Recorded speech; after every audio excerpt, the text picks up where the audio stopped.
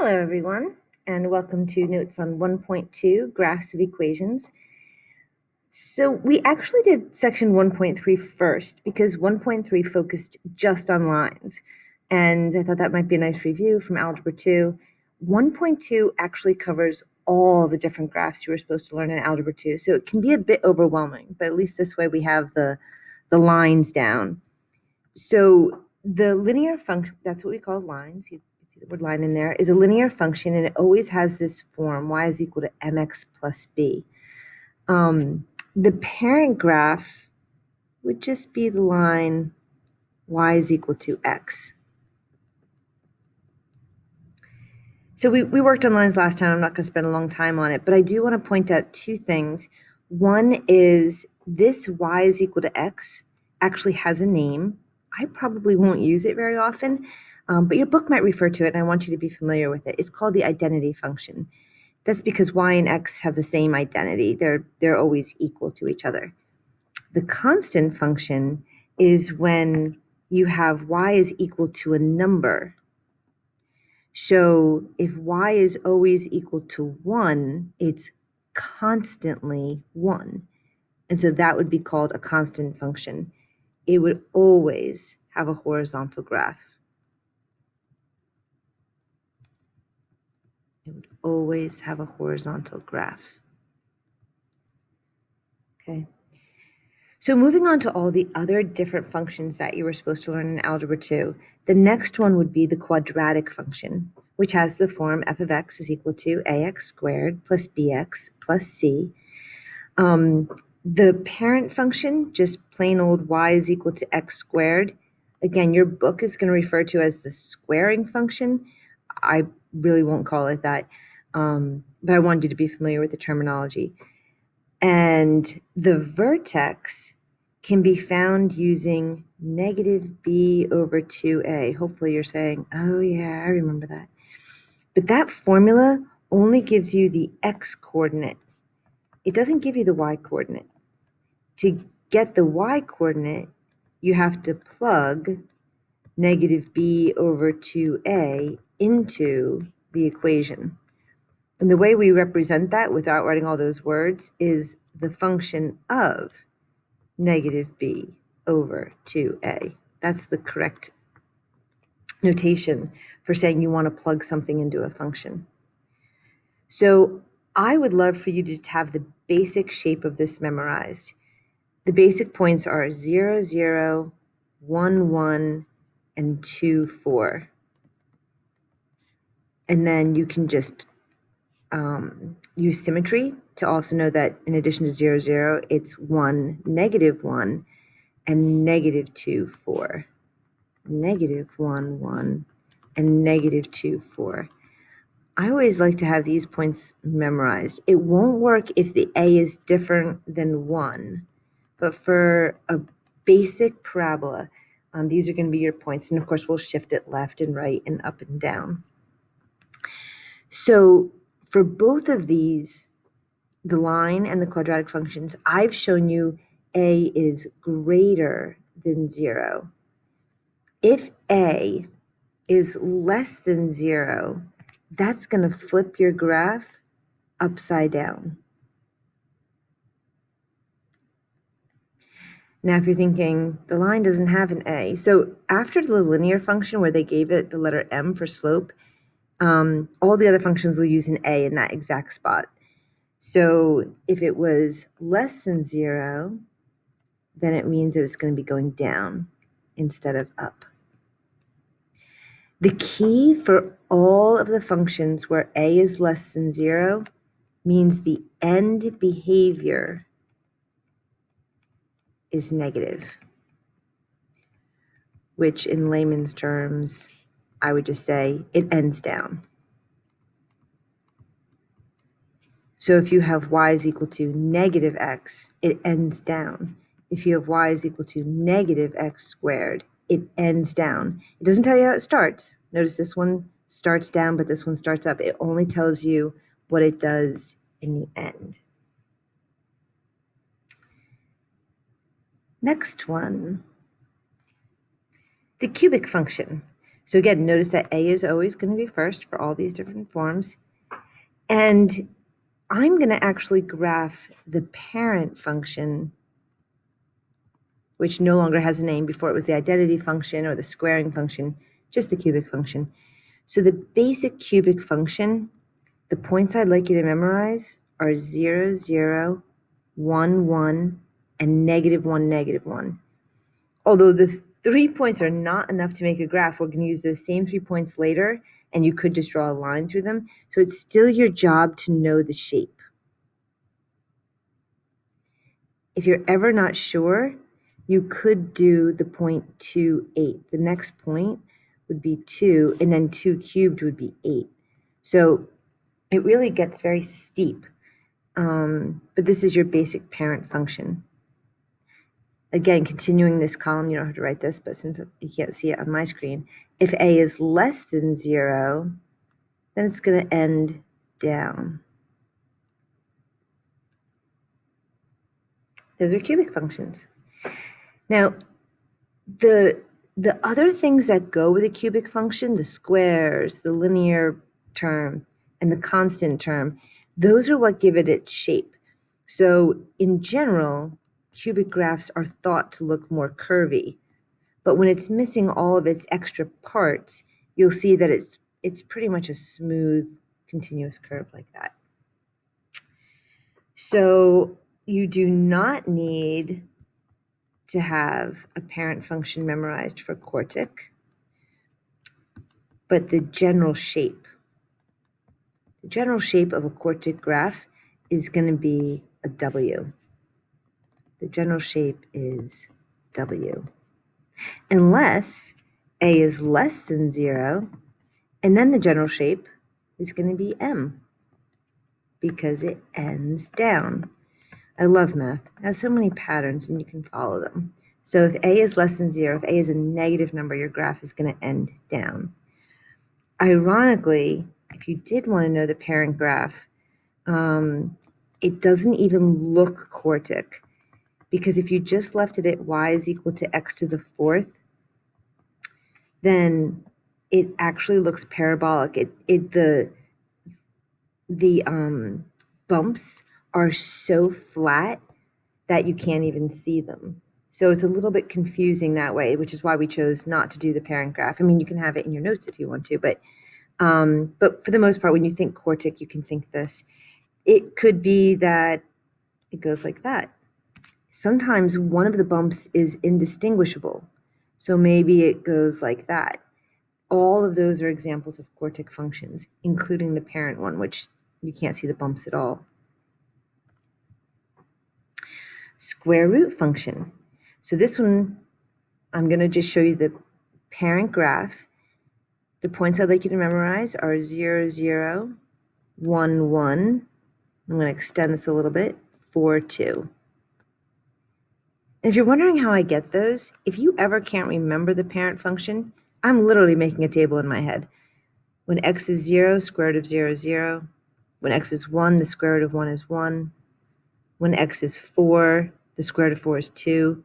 Notice I skipped 2 and 3 because I don't know the square root of 2 or 3. But do I want you to have to make a table every time? I do not.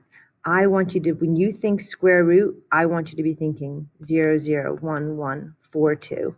And if you can do that, your life will be easier. So we are going to end up transforming these. So eventually there could be an A in front, and there could be an H, and there could be a K. And we'll deal more with that later. But for those of you that might remember it, the A is going to affect how steep it is, just like it does with slope. All of these A's always affect how steep something is. And then the H and the K will move it left to right, in case you remember that from another class. Okay, the next one is a little tricky for people because the points I want you to memorize are 0, 0, 1, 1, and -1, -1. Again, if you have to, you can make a table to find those 3 points. But the reason that that's so difficult for kids is you may recall those are the exact same 3 points we used for the cubic function. So in addition to memorizing the 3 points, you must know the shape. The shape is like this. It's sideways, which is different than the cubic function. Go back and look at your cubic function. They're different. Or plot one more point. There's no excuses for getting this one wrong. So the points that I did, like I said, you can think of it as a table. I did 0, 0, 1, 1, negative 1, negative 1. And the next cube root that I know is the cube root of 8. The cube root of 8 is 2. And the cube root of negative 8 is negative 2. So if you think about that, 1, 2, 3, 4, 5, 6, 7, 8, way out here, it finally reaches 2. So either just know this shape and get it correct, or plot one more point. If you plot 8, 2, then you're sure to graph it correctly.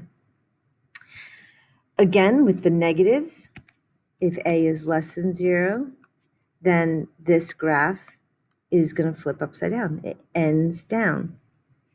And on this one, it doesn't really look like it ends up in the first place, but it would flip it upside down so that it ends down. It does have a little bit of a slope.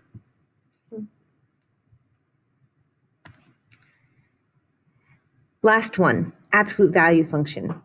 Absolute value function, the shape is a V. So you're going to start at 0, 0, 1, 1, 2, 2, and then on the other side, negative 1, negative 1, negative 2, negative 2.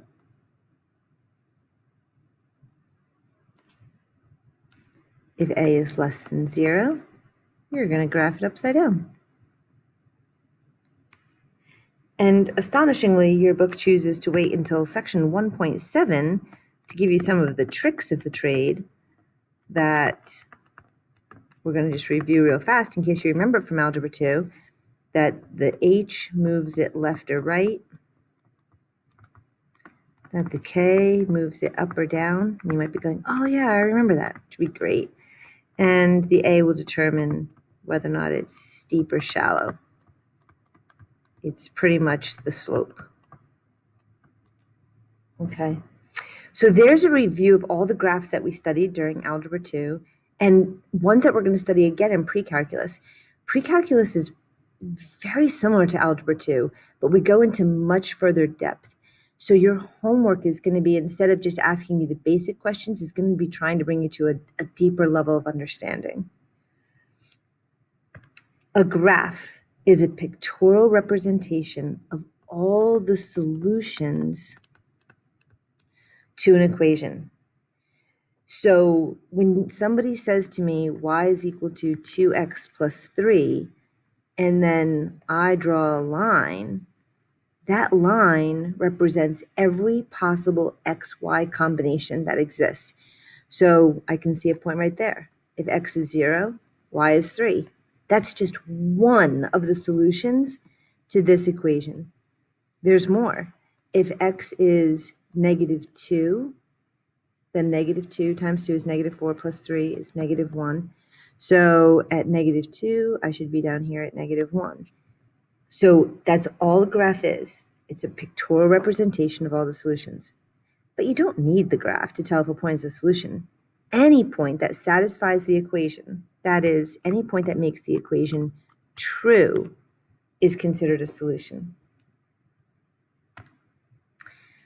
So unfortunately, this is only my second video for Precalculus. I'm still trying to figure out what's going to work best for you.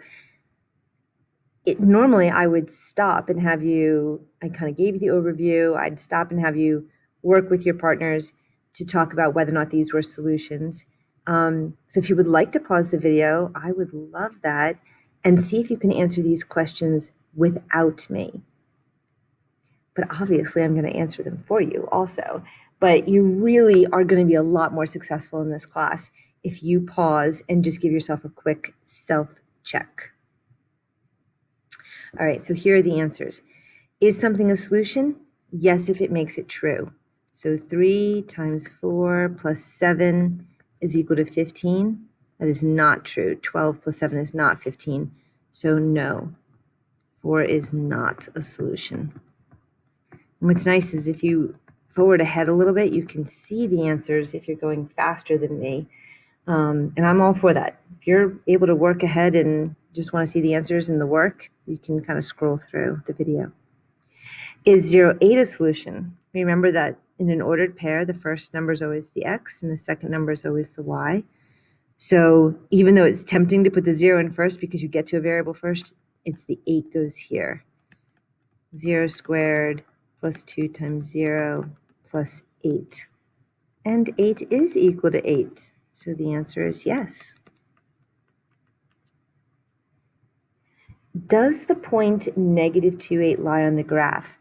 This is pretty much the same as asking if it's a solution. The same as, is it a solution? So if you want to know if it's on the graph, you don't actually have to make the graph. Again, remember that the x comes first and then the y. So this is 8.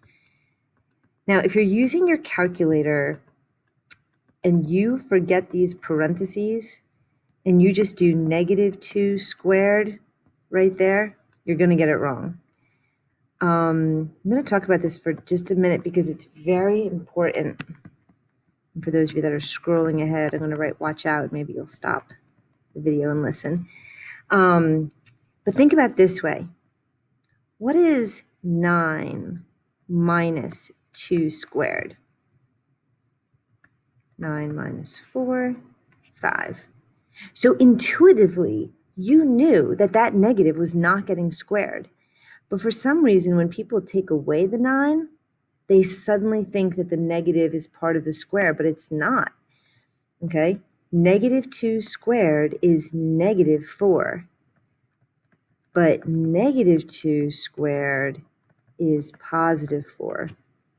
So make sure you understand the difference between the negative 2 in the parentheses or the negative 2 apart. Order of operation tells us that exponents come before subtraction. So 8 is equal to 4 plus 6 plus 2. So the answer is no. It is not a solution.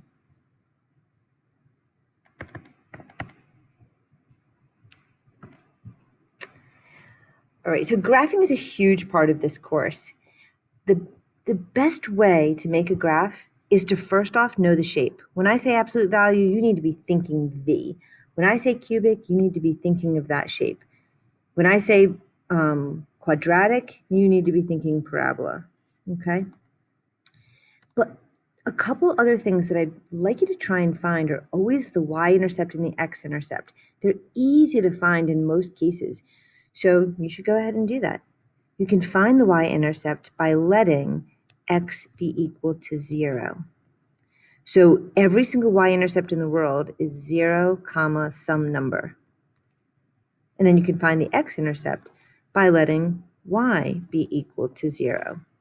Every x-intercept in the world is always a number, comma, 0.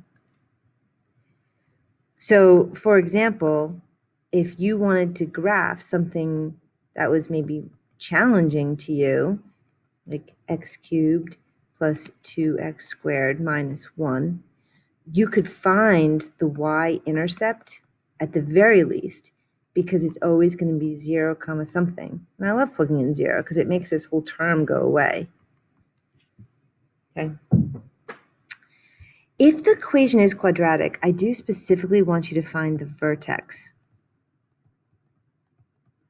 So remember, you would do that, use negative b over 2a to find the x coordinate. It only tells you the x coordinate of the vertex. You have to plug back in to find the y. But when in doubt, no matter what you're doing, don't forget that you can plot points. There's literally never a reason why you should get to a quiz or a test and say, I have no idea how to graph that. Plot a million points until hopefully you're halfway through and you're like, oh yeah, it's a V or something like that. So another thing that's very helpful in graphing is symmetry. Because symmetry, if something is symmetrical, then you really only have to graph half, and then you already got the other half. So that's lovely. There are 3 types of symmetry. one is symmetry with respect to the x-axis. So if you have the point, let's say you have the point 2, 1. Symmetry means that if a point xy is on the graph, x negative y is also on the graph. So 2, negative 1 is also a point on the graph. So maybe it's, a sideways parabola or something like that. Okay? That would be an example of something that had x-axis symmetry. Symmetry pretty much means if you folded it over the x-axis, so if you fold, it would match. That's what x-axis symmetry is. Y-axis symmetry means that if you have a point, let's do 3, 1 this time, 3, 1, x, that's my point xy, then negative xy is also on the graph, negative 3, 1. So the equation is the same for the x and the negative x. So maybe it looks something like this. Okay, that would be something that would be considered symmetric with respect to the y-axis. The last one's a little tricky. With respect to the origin, that means if you have a point 1, 2, xy, then the point negative x, negative y, or opposite of x, opposite of y is also on the graph. So negative 1, negative 2 would be an example of something that also works. No matter what you do, 0, 0 is always there. 0, 0 is always on the graph. So for example, cubic functions. This isn't the cubic function, but some kind of cubic function, are examples of odd functions. I like to think of them as like a spinner. You know those little pinwheels that were on a stick and you'd give them a little spin, or maybe a propeller. You can't tell which direction it's landed in unless you've colored it. And you could say, oh, this one's definitely a red and this one's definitely blue. Then you would know. But if they weren't color coded and you gave it a spin, you wouldn't necessarily know which one was on top and which one was on bottom. So symmetric to the origin, think of it like an airplane that you can spin that propeller and you don't know which way it lands. Then it's respect to the origin. Okay, so this is definitely where I would let you guys go on your own. And I would ask you to make each graph. So instead of my doing this on the video, I would like you to either get together with a friend, or you could Zoom somebody, or you could just work on your own if you think you know how to do it. And you're going to want to make all these graphs. You're going to want to see if you remember what they look like. So I'll just do the first one with you. So if this were me, I'd sit there and say, oh, absolute value. I look it up on my chart and I say, that's going to be a V shape. And since there's no negative out in front, I know it's going to be going up. And you might be thinking, oh, that negative 1, I can't remember if it moves it left, right, up, or down. You don't have to remember if it does all those things. You can always plot points. So until you get better, because I can't teach everything in one day, before we get to review left, right, up, down, don't forget that you always have the power to plot the points. What 2 points should you always plot? The x and y intercept of each. I actually am requiring you to do that. So when x is 0, you can usually do that in your head. I'll write it out. 0 minus 1, absolute value of negative 1 is 1. The y-intercept is a little trickier for absolute value functions. That's kind of why I wanted to do it with you. So you have to ask yourself, what number would make that equal to 0? So the answer is 1. So 1, 0 is also on there. Not really quite enough to tell you what you need to know. So what's the answer? Plot points. If you put in a 2, you get 1. Ah, that does it. that pretty much should solidify it for you. But if you happen to have tried a different number, that's okay. And again, this is a good example of why you want to learn all the little tricks of the trade in math, because if you had just thought about it with translations, you could have said, oh, this has been moved 1 to the right, but otherwise it's a V. Okay, so go ahead, stop, make all those graphs, and then we'll be going over them in class so you can bring them all with you. And there are some little tricky ones at the end, but we'll do them together. I am going to skip ahead and do the equation of a circle. So the standard form of the equation of a circle looks really complicated, but it's not meant to be. So you're going to see it as something like this: x minus 3 squared plus y plus 1 squared is equal to 16. So let's just look at what all those parts mean. Meaning this is always going to be x and that's always going to be y. So this right here is r squared. So in this case, r squared is equal to 16. So r is equal to 4. Now, technically, when you take the square root of a number, it could be plus or minus, but it's a radius, so we know it's going to be positive 4. So now I'm picturing a circle of radius 4. And what's very cool is that the center is the HK. Now, you have to be careful. The H is 3 because the formula goes x minus h. But in this one, it became a plus. So what must k have been that in the end the formula looks like y plus 1? K must have been minus 1. This must have originally been y minus a minus 1. Some people like to think of it as just, it's the opposite of the number that's in there. So if you had a circle, its center would have been at 3, negative 1, and then it would have had a radius of 4. 1, 2, 3, 4. Like that. 1, 2, 3, 4, 2, 3, 4. So something like that. Okay. So when you're asked to write the standard form of the equation of a circle with a certain center and a certain radius, you just need to have this formula. X minus negative 1 squared plus y minus 2 squared is equal to 7 squared.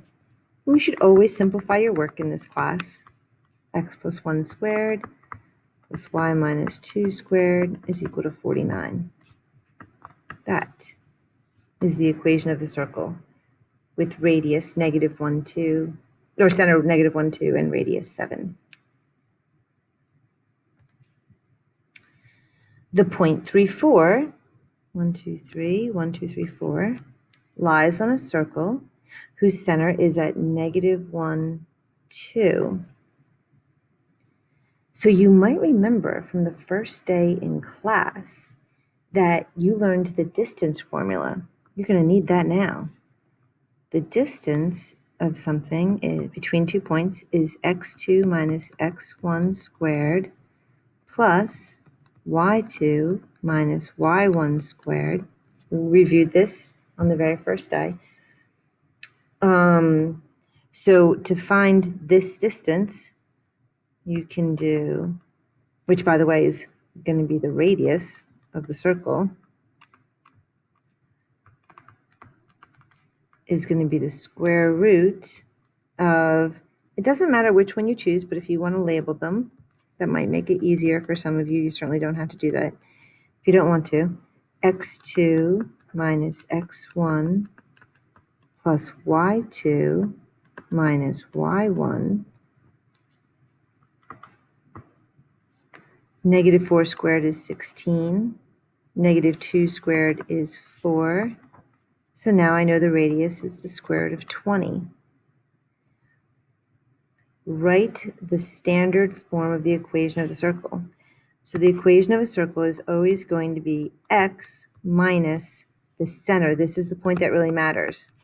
So x minus a negative 1 squared plus y minus 2 squared is equal to the square root of 20 squared. which we, of course, can simplify to x plus 1 squared plus y minus 2 squared is equal to 20. That's the equation of this circle. Did you have to graph it? No, but it's just always nice to be thinking. The square root of 20, well, the square root of 16 is 4, and the square root of 25 is 5, so it's got to be approximately 4 point something. Does that look like it's 4 point something? I can't tell in that direction, but 1, 2, 3, okay, I drew it at 4. So the circle's clearly a little bigger than that. 1, 2, 3, 4. I tried to draw a little bigger than that. My circle's also just not that great. But I can look at it and say, yeah, that definitely sounds about right. Okay, there's still one more.